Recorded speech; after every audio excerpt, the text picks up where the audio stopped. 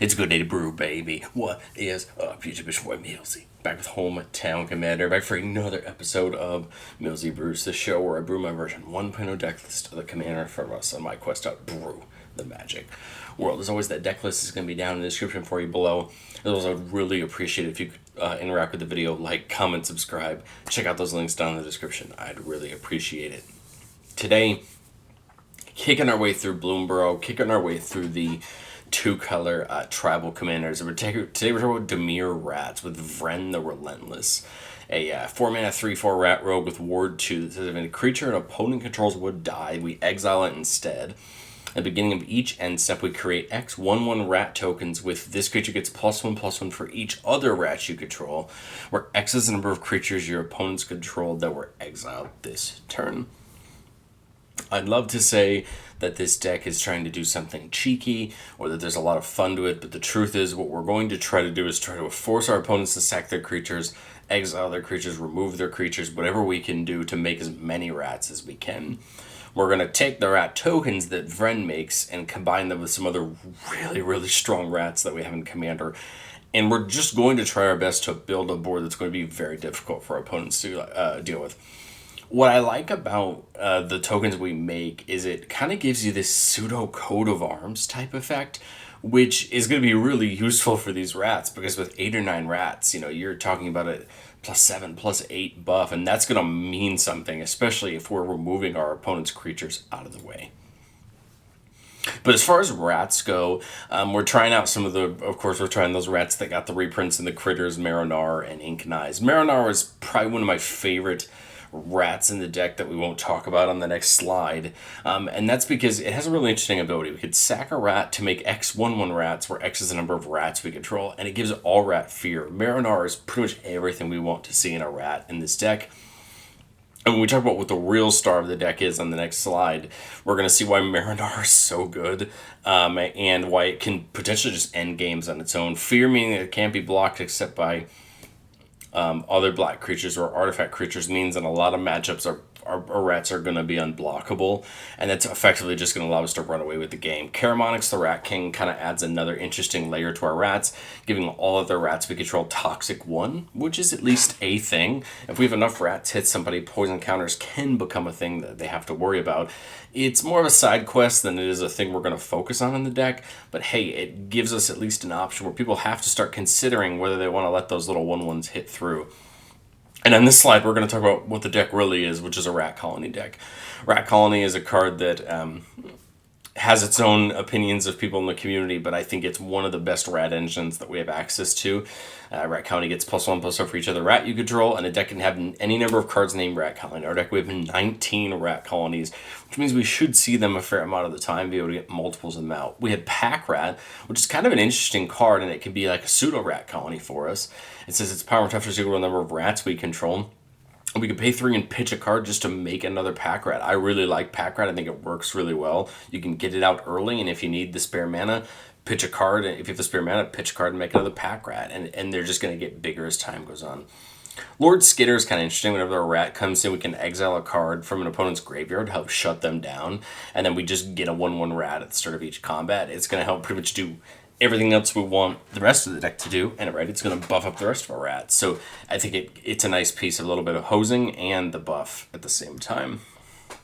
Just 2 slides there for the rats, because to be 100% honest, the other rats that I really want to play, the price spikes up a little bit, and we'll talk that about at the end when we talk about the cards that I didn't put in the deck. But I think once we get towards the playtest at the end, you'll start to understand kind of where we want the rats to fit in together. But let's talk about forced sacrifice and removal. I think this is where we're going to find key success in our game plan. We don't mind giving up if we have to give up a rat or 2 if it means more of our more of our opponent's creatures getting exiled, making us more rats on the end step. It's like sacrificing that rat to Marinar. We don't mind doing it because we're going to get more out of it. So we have things like Liliana, Dreadhorde General, which will not only draw us a card when a creature we control dies, but it's -4 will just force everyone to sack 2. And if everyone has to, that's potentially 6 Vren triggers going off at the end step. Toxel the Crows is the only non-rat in the deck. It just fits what we're trying to do so well. Beginning each end step, we put a slime counter on each creature we don't control. And creatures you don't control get -1/-1 for each slime counter on them. This is a small amount of. Oh, sorry, no, I apologize. It's a perfect combo with Vren because Vren checks at every end step, not just our end step, meaning that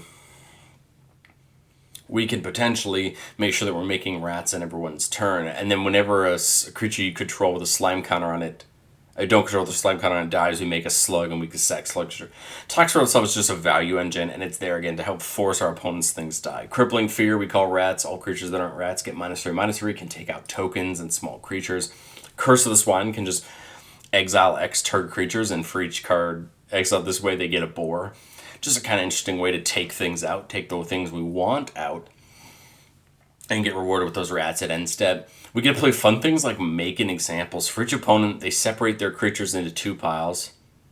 And for each opponent, we choose one of the piles, and they just sacrifice that pile.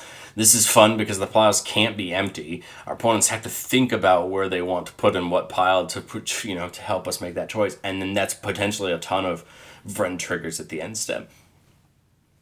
Russia Dread going to do something very similar. The first spree ability will force target opponent to sacrifice half the creatures they control rounded up. Again, they die. Instead of dying, they go into exile, and we get those Vren triggers. Flare of Malice. Each opponent sacrifices a creature or planeswalker with the highest mana value among creatures and planeswalkers they control. Again, won't always necessarily hit the best thing, but it's going to hit something really good and get Vren triggers. Shieldred's Edict. We have the choice between making each opponent sack a non-token creature or sack a creature token, which could be good depending on what situations they're in. Yes, it's our opponent's choice.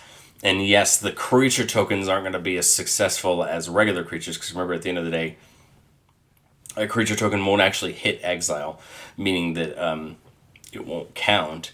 But this is a nice option for us to have both. Soul Shatter, each opponent sacrifices a creature or planeswalker with the highest mana value among creatures or planeswalkers they control. Again, hit the biggest thing and hopefully hurt their game plan, especially when it's going to get exiled into the abyss, right? Vona's Hunger is a card I really like. Each opponent sacrifices a creature. If we have the City's Blessing, they sacrifice half the creatures they control rounded up. So again, this is the shotgun game plan. Try to get as much as we can. Attrition, we could sack our rats to destroy target non-black creatures. So again, here's a way for just 1 black mana and getting rid of one of our rats to just take out something. And then we can get cheeky with something like Grave Pact. Anytime one of our creatures die, each other player sacrifices a creature. And then potentially we're getting multiple of these death and exile triggers. I think the key thing to remember is that any token that gets exiled isn't going to count. So we need to make sure that we're hitting the right things. But at the end of the day, I still feel like if we're playing into other creature decks, we should be able to dominate the board and hopefully have this one-sided symbiotic relationship, work out well for us while keeping them down. And then all we need to do is just get enough critical mass of rats to end the game via combat. I know that's not a lot of explanation, but the truth is the deck's going to rely on what our opponents has, right? It's hard with decks like this because it kind of relies on your opponent. But going into testing, there's a couple cards I'd want to take a look at to see if they would be useful for us. And the main reason I excluded 2 of these cards was just the price. I tried my best on this show to have somewhat of a decent budget, and I spent it elsewhere in this deck. But Dictated Erebos just as another copy of Grave Pact seems like a good idea. Again, more forced sacrifice, more things to do. What I'm not showing you in that forced sacrifice removal section is how much single target removal we have in the deck. We have a ton of it. Believe me, there's so much removal in this deck. Cover of Darkness, giving another instance of that fear ability, seems like it could be good. It's hard when your commander wants you to remove things for you not to play into removing things, and that's why Cover of Darkness didn't come in right away, but I could see why I really would. And then, the rat that I really wanted to put in the deck until I realized it was $50 was Ashcoat of the Shadow Swarm. And whenever it attack or blocks, all of the rats get +X/+X, where X the number of rats you control. This will get your rats way out of hand. And beginning your end step, you can mill 4, and if you do return up to 2 rat cards from your graveyard to your hand. Ashcoat, you're only going to need probably 1 combat with Ashcoat to see why it's very good and why it could take over a game. It's just very hard with the $60 price tag when the last time I looked, when I recorded the video on Ashcoat, to make me want to throw it in this deck is anything other than a command. It's brutal to spend $60 on 1 card and not be guaranteed to see it. I'd rather spend, $3-4 a piece on a rat colony where I know what I expect, rather than an Ashcoat. So it's kind of brutal, but I think if you have the money, it's well worth it. So let's get into our playtests. Here we're keeping a 4-laner with a Reality Shift, that Lord Skitter, and then Vanquisher's Banner. So it comes down, we're going to choose Rats. Rats get +1/+1, and then whenever we cast a Rat spell, we draw a card. So that's a nice ability. Of course, Vren is 4 mana, so we're going to be working our way up. Might as well get that Scry off here for the Temple. And I think I'm good putting the Victimize on bottom. We don't really need it anytime soon. So I think I'm good to keep going. We'll put that Choked Estuary down, revealing one of our swamps or plains. And we draw Piper the Swarm. Rats you control have Menace. We can pay 2 to tap it to make a rat. I like Piper. Menace is an important ability once those 1/1s start getting a little bit bigger. They're going to be tough to deal with. I mean, I have nothing else better to do this turn, so I like just getting it down, right? Getting it set up, getting our game plan started. Turn 3, we draw a Patrick Banner. This just going to buff all rats and tap for a mana of color. I like this. The question becomes, what's more worth it? Skitter, which is going to start making us rats, or Patrick Banner. And for me, I kind of feel like Skitter into Vren into Vanquisher's Banner, or Vren into Patrick plus Reality Shift makes more sense to me. So I think I want to do Skitter here and go ahead and get that token, just so that way we have it started. And then it's going to come and allow us to nuke somebody's card. I mean, it's turn 3, so they may not have much in their graveyard, but the option's still there. And we could attack with Piper, but I mean, on turn 3, if I have it, I'll happily take the attack. But otherwise, we just keep it up because it's providing more, right? It's providing more resources to our rats than it is doing something on its own. Turn 4, we draw a Crippling Fear, a great card, but I think I get Vren down here. Yes, Vren is not going to net me any rats this turn, right? I'm just going to make another rat. But, you know, if somebody has a couple 1/1s down, I'll happily slam this 1/1 rat with Menace, you know, into somebody if it means they'll block and get rid of a couple of their tokens or whatever. I mean, I have no reason not to, right? I'm making them every turn, but it's one of those things where, yeah, Vren feels odd here on turn 4, but I think we just want to set up and keep the party going. Turn 5, we drop a Swamp, and I think this is one of the first times where play testing a deck like this gets awkward. So if people are really setting up, like if people are really getting things down, and I can really clean house with this Crippling Fear, I'm going to do it here, right? But if not, I kind of like the idea of putting the Patrick Banner down and holding up this Reality Shift to get rid of something that could be really important, because then we can, on a future turn, get that Vren trigger. We make another rat. These rats are 2/2s. Have them attack in with Menace somewhere. Again, if they die, no big deal, because hopefully they're going to take something with it, and then we can exile something else. And we just prepare for your future turn. But hey, on my opponent's turns, I have this Reality Shift up. And then if somebody tries to remove something, you know, we have Reanimate sitting around as well. But let's say for the purposes of this that we use the Reality Shift on somebody else's turn. And that makes us, on their end step, you know, one of our fancy rats. Of course, exile a card with Skitter. Come back to our turn seeing a Lily Pad Village. I think the Vank Banner makes sense here now. Again, call Rat. All rats now getting +2/+2, right, from these two. And we've still got enough mana for Reanimate if we need it. Again, go to combat, make another rat. Exile a card. This rat is a 1, 2, 3, 4, 5, 6. So it's a 7/7, right? So it's a good attacker with Menace. May potentially lead us to get a rat. Let's say, just for purposes of this, that it does. And we'll come back on turn 7 seeing our first rat colony, which is a thing. I mean, like I said, we're playing about 20 of them. That is almost a fifth of our deck. But you know how the shuffler can be, and it's a thing that exists, right? We'll cast the rat colony to draw a card, right? That's Vank Banner. I think now's probably not a bad time to play that Preordained. We see a rat colony, pack rat, soul shatter, which all are great cards. The cool part is if I put this rat colony in hand and play it, I can then draw that pack rat and play it, right? So I think I like putting these back in the exact same order they're in. Drawing the colony, play the colony, right? I'll get to nuke another card, draw the pack rat, play the pack rat. That uses all my mana, but that's okay. Nuke another card. Now these rats are even bigger, right? 3, 4, 5, 6, 7, 8, 9, 10, 11, 12. So each would be a +11/+11. So these are 12/12s. Sorry, 14/14s with Menace, right? Because of the Vank Banner and the Patrick. Get them in, get these rats in, because again, they're still pretty big. 3/3s with Menace, or with Menace, because of the Piper. And I think this is where you're going to start to see, you're going to be removing things to get these rats, but we're going to start trying to just create a mass of rats where next turn these rat colonies are going to be same thing, 13, 14 threes, and they're going to be really tough to deal with Menace, and that's kind of where we want our board state to get. But let's get into playtest number 2. I think it's hard on these playtests to really show interacting with our opponents when we can't see their board. But here, I mean, it feels like a pretty good just choked estuary into Soul Ring. I mean, we can't do anything with the Soul Ring turn 1, but this will lead to a turn 2 Vren, which, who knows, maybe will end up leading to good things for us. We'll play it turn 2. I mean, we might as well. We have some removal for next turn.